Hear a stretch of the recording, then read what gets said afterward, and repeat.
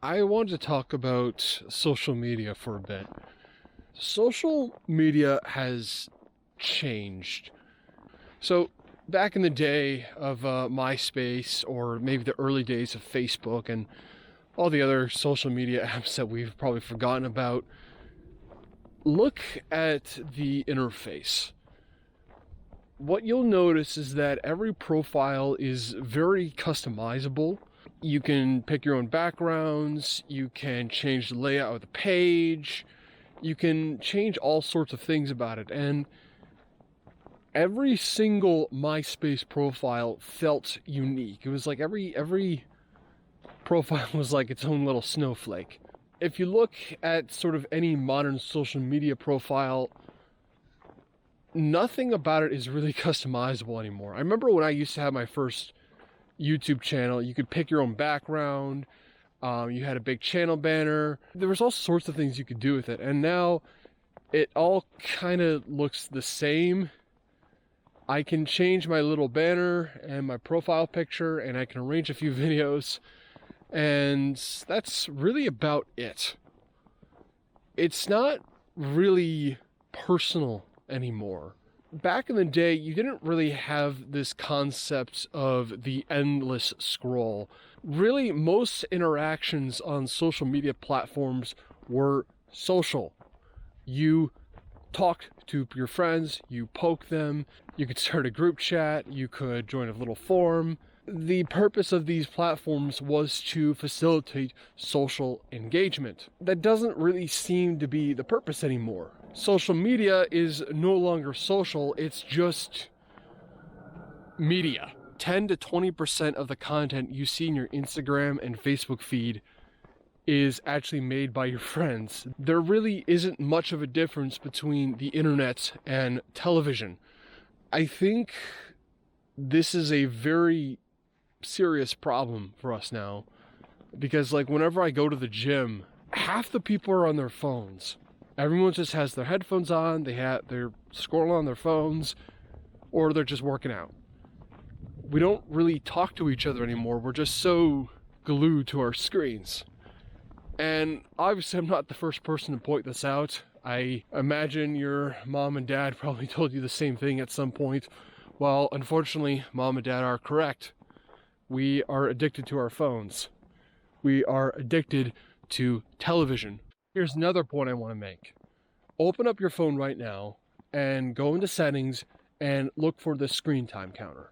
I guarantee a lot of people, you will find 3, 6, maybe even 8 hours a day just on their phones.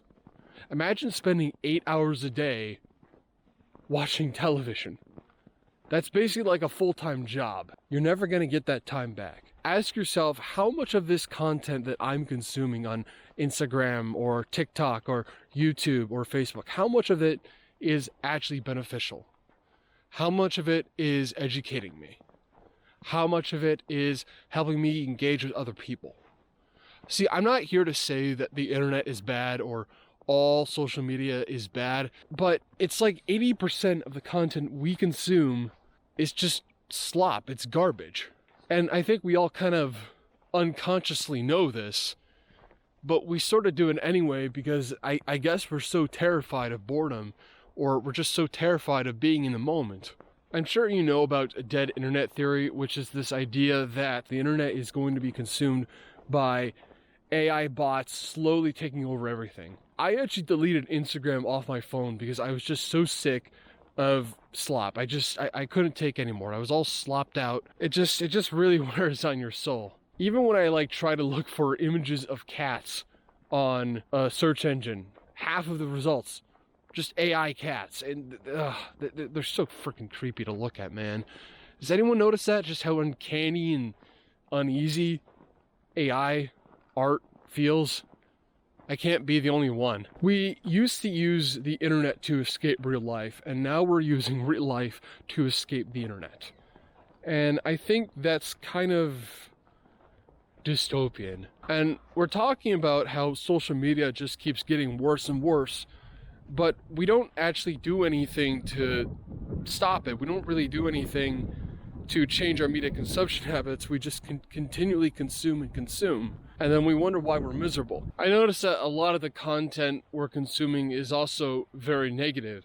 If it bleeds, it leads. But the negativity has become so rampant that it has actually permanently altered the mental health of Gen Z. If you spend 8 hours a day just consuming slop and doomer porn, well, yeah, of course you're going to be miserable. I think we need to address this problem within our own generation. I know it's an issue among Gen Z is that we like to blame all of our problems on our parents, and there is some truth to that. Older generations have kind of fucked us over, but we also have made our own mistakes, and I think we have made a very grave mistake with social media because we're not really able to form healthy relationships anymore. We really think that social media is the same thing as just hanging out with our friends, and it's not. You know, we continually just engage in behaviors that we know are bad for us. We have this very defeatist mentality that continually makes us miserable. Hey, defeatism, it's easy because then you don't have to do anything. Sometimes it's just easier to be depressed than actually fix your problems. It's just easier to suffer. And I think we have to change how we respond to our problems. And I think Gen Z, our greatest flaw is our inability to form healthy relationships. I think it's normal that we feel kind of helpless. We feel like, well, there's no way to really make friends anymore. There's no hope to, say, finding love or restoring third places. And I think it's really only hopeless because we continually say there is no hope. It's sort of a self-fulfilling prophecy. We can't really change what happens to us, but we can change how we respond. Here's what I think we should start doing. Delete any scrolling apps off your phone. I would delete Instagram, Facebook, assuming anyone uses that, or TikTok or Reddit. The only scrolling app I really have on my phone right now is just YouTube. You're not getting anything out of scrolling. You're just consuming slop, which sort of leads to my second point. We have to change what kind of media we're engaging with. When you click on a YouTube video, for instance, you should be asking yourself, is this video going to be worth my time? Is it going to teach me something that's valuable? Or at the very least, is it going to be well made? Is it going to be even a good piece of art? Be careful about the kind of art you consume, or the shows, the music, the movies that you're watching. Try sticking to the best of the best, the highest quality works of art you can, because the art that you consume will change you whether you like it or not. And the thing is, if we keep rewarding bad behavior, we're only going to get more of that same behavior. I think we all kind of have to collectively get together and say, no, I'm done consuming slop. We have to start making social media social again. I'm not going to say that we should all just throw away our phones and live like Luddites, because I think that's a bit impractical. It's a bit ridiculous.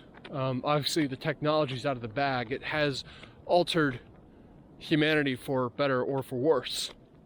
But we can change how we respond to technology. Hopefully, I think somewhere in the future we could have an internet 3.0 or 4.0 or whatever, where it once again becomes something that's more decentralized, because then the power of the internet will return to the people and not these soulless megacorps that are pumping our brains with slop. I worry if we actually have the willpower to resist them, because it's so hard for anyone to just put down their phone. You just have to return to the real world and just start engaging with the world around us.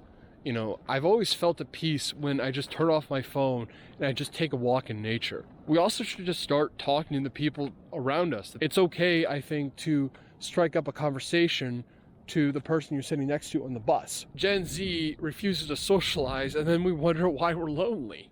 Responsibility means that you respond to the circumstances that you're put in, good or bad. I think Gen Z just feels hopeless because we refuse to have hope. And let's be honest, responsibility is a little scary, because responsibility means we actually have to change. And I guess maybe our fried dopamine circuits have prevented us from making those changes. it's kind of instinctual for us to just sort of pull out our phone and look at it for really no reason. I kept finding myself doing that.